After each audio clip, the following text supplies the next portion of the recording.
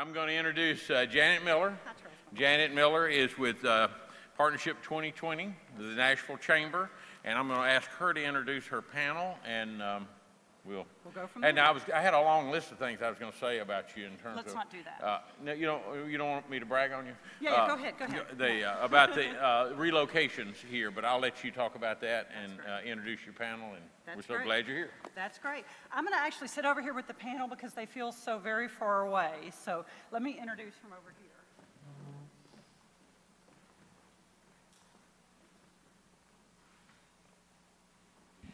Good afternoon, everybody. Good afternoon, Janet. Hello. Well, we're really, really excited to be here. And drum roll, Mr. James Chavez is entering the building as we speak. So our final panelist is here. Yay, James. So we all work together a lot doing economic development. And we put our heads together before this panel and thought, what would this audience really want to know about how we work together in economic development? And I think what we decided is that we want to give you a little glimpse of how it really works, right? Does this regionalism thing really function? Is it just lip service? Do we act like we get along and we really don't? Are we competing all the time, or do we cooperate? So we decided that would probably be the most interesting way to go at this today, and want to make this very relaxed and interactive.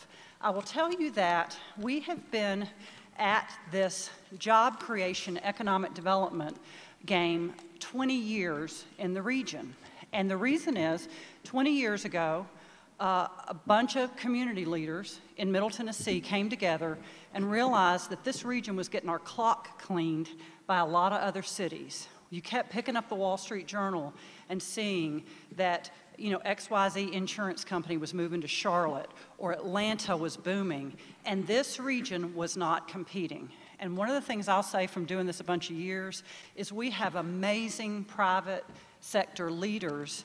And 20 years ago, they said, we're not going to stand for it. We're better than that in Middle Tennessee.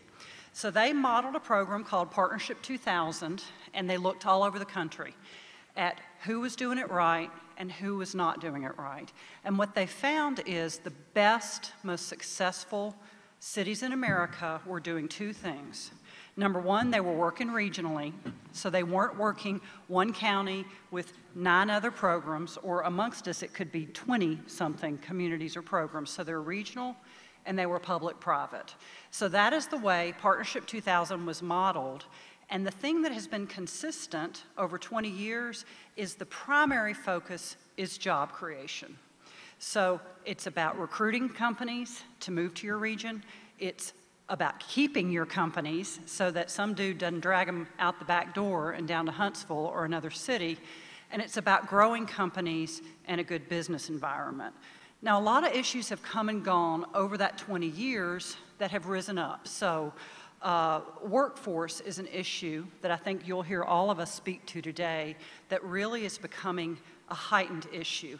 Education, of course, has risen over the 20-year period as something important, but all of us every day, our job is to worry about jobs. So that's what we really want to talk about today, and I'm going to introduce my esteemed panel here and ask 2 or 3 questions, and then we really would love to open up the floor and make this as interactive as possible. So I'll start here to my left. We're really honored to have James Chavez with us, and James is the president and CEO of the Clarksville-Montgomery County Chamber of Commerce and their Economic Development Authority. So welcome, James. Glad you could join us. Then we have Matt Largent. Matt is the director of the Williamson County Office of Economic Development, so welcome, Matt. And then we have my favorite named economic developer in the world, Brandon Gingelbach, who is president of the Murray Alliance. So please join me in welcoming our panel.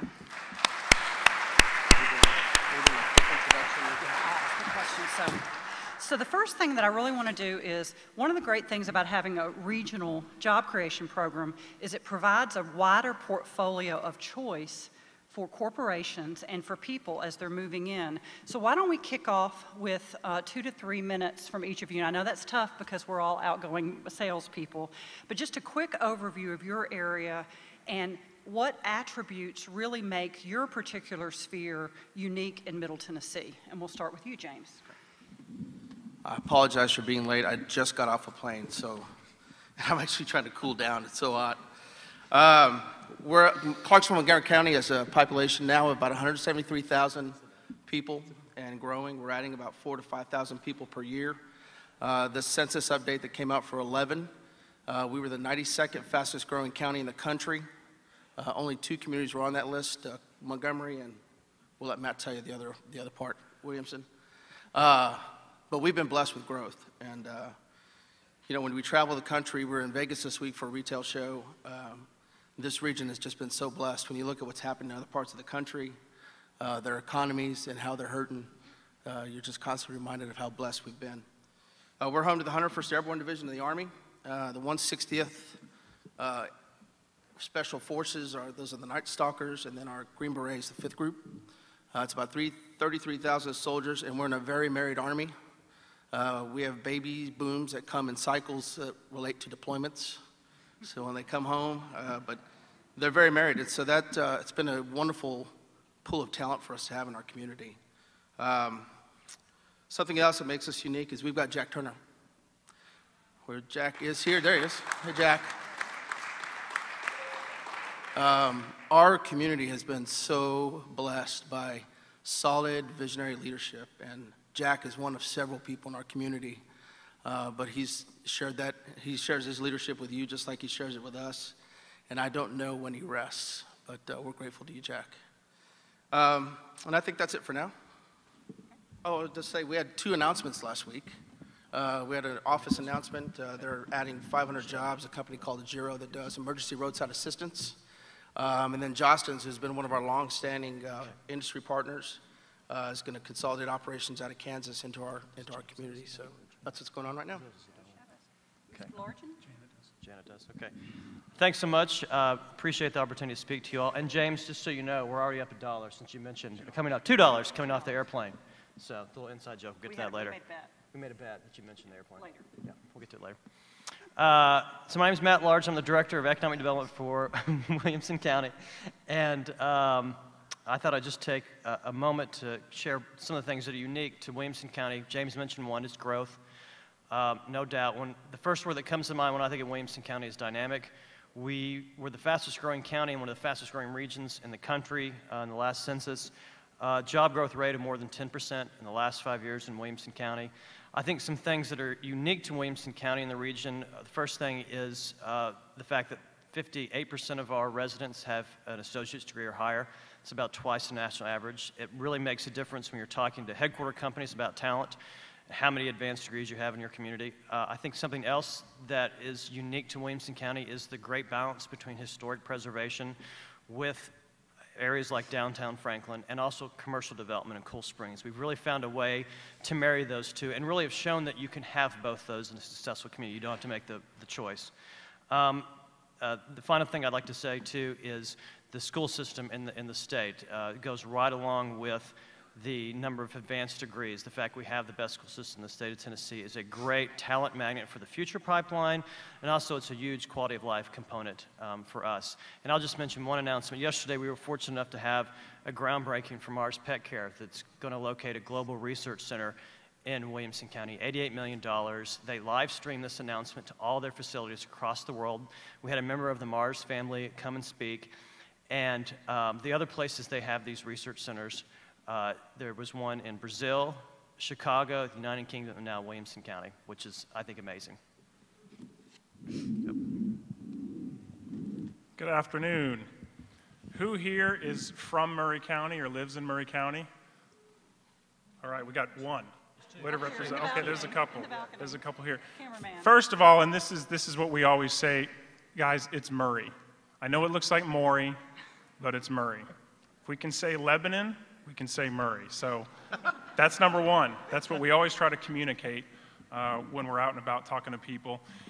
Murray County, the southernmost edge of the Nashville region, halfway between Nashville and Huntsville, in a really good spot for us because we're our part of the Nashville region, which is an extreme blessing for us, but we're also this corridor for southern middle Tennessee for a lot of these rural counties that are south of us.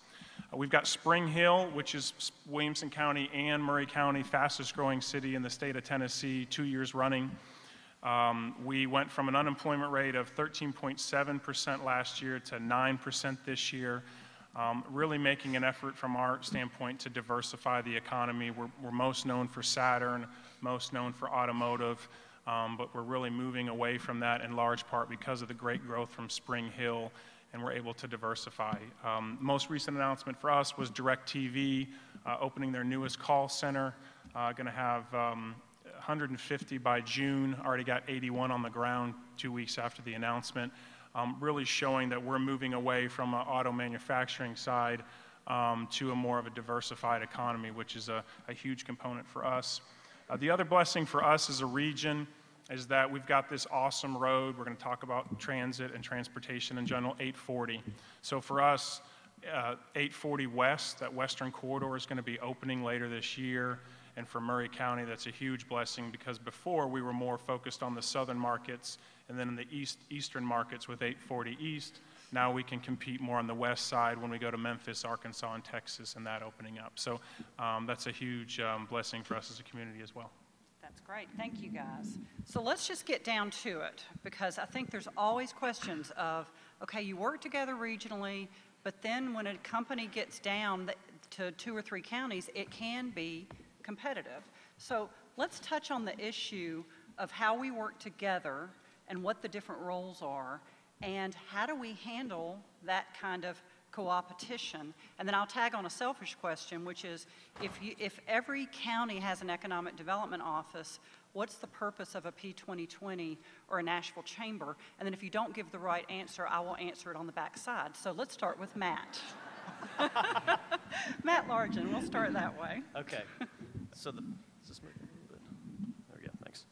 So the first question was, how do we really work together? Yeah. Okay, day to day. day. Yeah, so that's a great question, and that's a question that all of us get all the time, right? How much do you actually cooperate versus how much do you actually compete? And there was this great image done at our regional retreat last year where all the different economic developers from around the region got together, and we had a moderated session where the moderator talked about this idea of a marketing funnel for economic development, where we first make companies aware of the Nashville region. We get them interested, we get them enthusiastic, and at all that point, we're cooperating with each other because we understand when one county wins, everybody's going to win. Companies don't look at geographic or political boundaries. It doesn't matter to them, and it shouldn't matter to us. Certainly when it comes down to negotiation, yeah, there's competition, no doubt. There's going to be competition. But at the end of the day, when the companies announce, the jobs are announced, everybody benefits because we don't put residency requirements on people who locate their companies in Williamson County. They're free to shop and dine and live anywhere they want. And I think that's so important for us to understand. We would much rather see a company come to Murray County or Montgomery County than Austin or Charlotte or other places around the country. What's the second part? Why P2010? Yeah, why have a regional? Yeah, so you have to do it. I mean, communities who aren't doing it are the ones that are going to fall behind. I mean, you've got to make sure that you are engaged and involved on a regional basis because you're seeing a lot more of these projects take into account everything that's happening in the region. And if you don't do it, you don't have a marketing arm out there going out across the country and across the world marketing for you and leveraging your resources to do it, you will never make it on your own. Brandon? So the competition piece, we do compete. We lost Mars Pet Care in Murray County over to Williamson County, and that happens. But for the most part, really, there are specific business decisions that come into play with when companies are making selections, and 9 times out of 10, for the most part, it really comes down to the specific needs of the business. With Mars, with them specifically, it was the need to really have one specific campus and have everything together, and they didn't want to move too far away from their existing location in Williamson County. So we missed out on that. When we do compete, really it probably comes down to incentives. It comes down to the ability to work with a local municipality, a progressive county. The prospects look at that. But for the most part, there's such unique components to each project. It's a building, it's access to a specific curriculum taught at a school or at a community college. It's a variety of different factors. So more often than not, we don't compete as much just because some of those things are unique among the different projects we work. I think the second thing to mention is that, you know, for us, Nashville is the brand. We don't get looked at as Murray County, and you know, I say this humbly, especially when I talk to people locally in Murray County. You know, most people don't even know where Murray County is, and we're the only ones that talk about counties as opposed to other people who talk about regions. I got in really big trouble when we had a prospect who came in town, and we had posters promoting Nashville. And I'm just being real transparent here. You know, people were saying, what are you doing? They're coming to look at our community, and you're talking about Nashville and their, you know, tech savviness. And the reality is, this client was all about the proximity to Nashville, accessibility to Nashville as being a unique tech-savvy community. And for us to be able to sell it best, it's not what the specific people want to hear locally, it's whatever we can do to get jobs to the community. And I'll, you know, praise the Lord, we won the project, and so it was a moot point, and it worked, and now it works. But that's Now what they it was say about. Murray. Yeah, exactly. Now they say Murray, so that helps. But, and I can't even name the tech company because there was a confidentiality agreement. But it was a great big deal. They're working a call center in Spring Hill now, and they played off the Nashville region. And as the sales guy, that's what we have to do, and we have to recognize that Nashville is the brand. And then the last thing I'll say is, you know, there's not that much competition. We have unique components of our community, but we're really all the same. We really are part of the Nashville region. We got great education, great universities, great infrastructure, great roads. These things aren't necessarily unique between the three counties here. We all share that. So more often than not, it's really specifically about the community, it's about a location, and those are going to be the times we compete. Otherwise, you know, we walk around with Nashville as the brand. My turn. Speaking of universities, the other asset we have is Austin Peay State University. And I think President Hall, we appreciate your leadership as well. It's been the fastest growing institution in the state, and they're doing amazing things.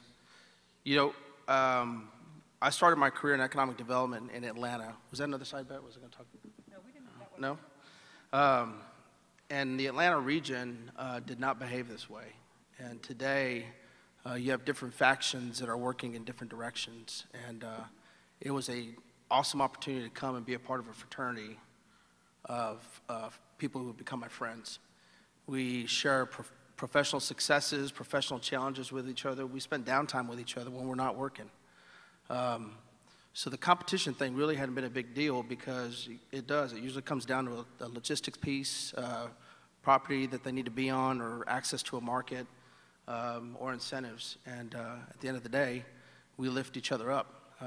You'll see on any given day, somebody's got an announcement, Matt's going to tweet, congratulations, and then we all tag on because he's our tweeter feeder. It's a great thing to be known as. Yeah, my peeps.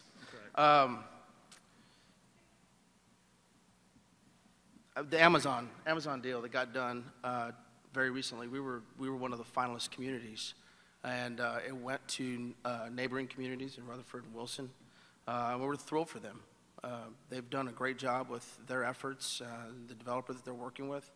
It's one of those things. We keep getting up to bat. We know we're going to get our share. I think we all also realize that a rising tide floats all boats. So the more that we're doing to create jobs in our region, we're helping each other out. And it's a very healthy understanding. And there's other people that could be sitting up here besides the three of us that are part of this Rat Pack. James Fenton's in the audience. There's a lot of people that we all work together and we like each other. And we trust each other, and probably at the end of the day, that's one of the bigger deals. Also, last comment, Mayor Dean has been a very active part of our efforts to go out and market the region. And in the time that I've been here, when he goes, he talks about the region. He's not Nashville-centric, and he has a very healthy understanding of what's good for us is good for Nashville. And from where I sit, it's very much appreciated. I will add, though you all answered the question beautifully, by the way, I will add that what we've learned, because we all get together, we do overnight retreats once a year, we get together every quarter, and we all have stacked hands as professionals and said, if there's ever an issue that comes up amongst one of us, if you don't speak it at the table, then it's your fault. And so we really have worked very hard on the transparency issue.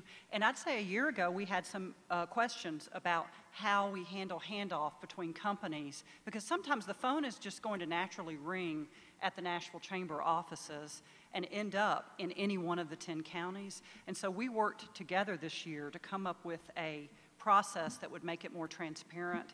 And I think what I'll say is I feel like 12 months later, we all feel better about it. So I think if we've learned is if you got an issue, bring it up. And I think that's something on a regional level that we can learn from across the board. So I've just got one or two more questions, and then let's open it up. This is a question, so we've been tackling the jobs thing for 20 years regionally, because I think we realized none of us were going to be successful if we didn't. A lot of other major regional issues have risen to the surface: transit, workforce. What do you think the outlook is? And that's what Cumberland Region Tomorrow is all about, right? Not just a jobs vision, but a real comprehensive regional vision. What do you think the outlook is for us to really accomplish that as a 10-county region? And what do you think the barriers or risks to us accomplishing that are? Does that make sense? Chavez, we're going to start with you. What do I think the barriers are? Yeah, can we really be successful building a real regional vision? What are the barriers to that? I mean, I think we already have been successful. The challenge is keeping the ship pointed in the right direction. There's pressure that will come, political pressure, pressure from the development community to move in different directions. And I think having a unified vision as a region really helps keep us focused. You know, from where we are in Montgomery County, we have a challenge with a state line that's invisible to us. And we have communities that are impacted by things that we do. We're all interconnected. Long term, how we include Todd County and Christian County, Kentucky, the Fort Campbell community. I think it's a city within a city. You know, on-base population upwards of 55, 60,000 people every day. How we become more interconnected, and Bridget reached out to the Fort Campbell planners, and I'm not sure if any of them are here, but one of the things that came out of that is how they work outside of the fence of Fort Campbell more with the communities that surround us. So it's, you know, to me, it almost becomes a broader and more inclusive picture that's doesn't have regard for state lines. Brandon, how about you? Sure. I think the biggest barrier for us, because we've got this amazing, regional partnership, is really to make sure that we're always coming to the table and talking despite our success. You know, I mean, the three of us here are talking about, lower unemployment rate and job announcements in the past few weeks. This is not normal. No one likes Nashville when we go to our economic development conferences, because we're not just salespeople who always say positive things. We really have positive things going. And again, this is being transparent too. It's easy when your own organization's doing well and your community's doing well and you're killing it, you're getting funds, to then say, hey, you know what? We need to be doing some other stuff. You know, we can play with Nashville, but we've gotten bigger, and so we don't need that as much. And I'm just being transparent. And so that's the thing for us. You know, both Matt and I worked at the Nashville Chamber back in the day, and with Janet. And when this started, man, it was this hub of activity, and this region was growing. And now you've got all of the counties that are here represented in the room. And man, 20 years, we're all killing it. I mean, Rutherford and Montgomery County, Murray County, Williamson. It's a lot different of a dynamic. And so it's important that we continue to partner, but the partnership's a lot different. We have our own $2.6 million public-private partnership in Murray County. That was not going to be something that anyone thought about in the last 20 years. Rutherford County has public-private partnership. Montgomery County, the same thing. And so all of these communities we're becoming more developed in economic development, more successful. So therefore, our relationship with the Nashville Chamber, our regional collaboration needs to change. Before, the Chamber's role and Nashville's role was a lot more integrated in what we're doing, and now that's changing. So it's just always important that we continue to talk and we're open and honest with each other so that that relationship can evolve and we can all sort of be successful. I was in Indiana before this, in Indianapolis. That was a major issue that happened in Indy, is you had a couple of the counties that were doing really good, and they just, at that point, they dropped the regional collaboration piece because they didn't need it anymore. And now the entire region is going through challenges as it relates to trying to prosper as a community. I would just add that in our strategic plan, one of the ideas laid out very clearly is cooperation inside of Williamson County and, more importantly, outside of Williamson County in the national region. And I look out in the audience today and I see Mayor Anderson, I see Mike Walker from Brentwood, Mayor Moore, Mayor Toddy, Victor Lay. Most of the communities in Williamson County are here in the room, which I think is great. That we're doing that. One of our barriers, I think, both in Williamson County and the region is complacency, like Brandon said. I mean, just because something's working well now is no guarantee it's going to work well in the future. So you have to do everything you've done in the past to make things continue to move forward, even when times are good. And I think that's important. And I'll borrow a phrase from a colleague of mine in Florida when she talked about a program they'd started, getting investors in the same room with people who had ideas. Spontaneous capitalism occurs. And I think when you get people in rooms like this who share the same goals and visions and actually get a chance to know each other and learn from each other, the very same thing can happen in community development. So last question. What is the #1 barrier to all of us being successful in economic development in the future? What's the one thing that could really prevent us from moving forward? I'll go first. You go. I think it's leadership, and I know the Leadership Middle Tennessee contingent is here today. The people that built our communities, we're losing them every day. They're passing away. They're ready to pass the mantle to somebody else. The challenge we'll have is who's going to pick it up. You know, the days of people being able to take evenings and weekends to build community are behind us. And it's incumbent on us that we operate differently, because I think the passion to give is still there. The passion to help give back to your community is still there. We've just got to figure out how to tap it. And I think across the board, the biggest threat to our region is going to be lack of leadership. Good. Matt? Yeah, I certainly agree with that, no doubt. I'll even go maybe a step further and talk more operational. And the people in Williamson County have heard me say this a lot. It's workforce, and it's particular workforce around information technology. I mean, by far, that is the biggest issue we face. There's not a week that goes by where we're meeting with companies and they don't talk about that being not just their #1 workforce issue, their only workforce issue. And it scares me when I hear companies talk about opening a center of excellence in Atlanta that are based here, knowing that's the first step for them to moving their entire operation to Atlanta. So and we're working with the Nashville Tech Council, working with what the Nashville Chamber is doing, and that really ought to be the #1 thing we do from a workforce development standpoint is get a hold of this IT issue in Middle Tennessee. So, of course, I got to give two, Janet. I can't give one. I know. Sorry. The first issue is funding. It's easy. Life is great. We're doing good. Unemployment rate's going down. We need to focus on other areas in our community. We need to focus on education. We need to look at, some workforce area here. So we're going to pull the money from job creation and start to put it over here because we don't need it as much because we're successful. That's a big issue that I think I see all of us facing. We poured so much money and resources and are now talking the talk and have great results.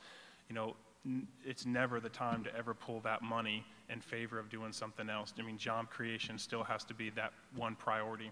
#2, Nashville Chamber did a great study. Says 67,000 people are leaving the workforce in the next 10 years. 22,000 are entering. That's a $45,000 or 45,000 person gap. And we don't talk about this as much. I mean, we do. This is a real issue. We're talking about a lot of issues, and we've got some committees working on workforce. We have got to put some resources, some money behind bringing people to our community and keeping the graduates here. This has got to be taken more serious than just putting a group together and coming up with some brainstorming. We will definitely be losing in 10 years because people will be going to where the markets are, where it's fun to live, where they have good things going on. And so for us, we've got to do better at recruiting people to move to our community so that in 10 years, existing businesses aren't fleeing away because they don't have the workforce, and new businesses aren't coming here. So that's huge. Good. And I will say, we recently, the Chamber takes these trips to other cities, and we took a group of 100-something to Portland, Oregon. I see Ed Cole nodding, he was there. And they've got a funny tagline for Portland, which is the city where 20-somethings go to retire, because there's so many 20-somethings that flock there because of the quality of life. And again, this comes down to regional quality of place, quality of life, transit. So again, I think it all ties together in the region, and we all live it and know it. So with that, are there any questions we can answer? Does anybody want to speak to the infrastructure issue? I will speak that in Portland, Oregon, I have never been to a city that's living the green mantra more actively. Every place you go, and to me that was a great model for us about how living green can really be economic development. Anybody else want to touch on infrastructure? Because infrastructure is also, it's water, it's sewer, it's transit, it's a very, very broad issue.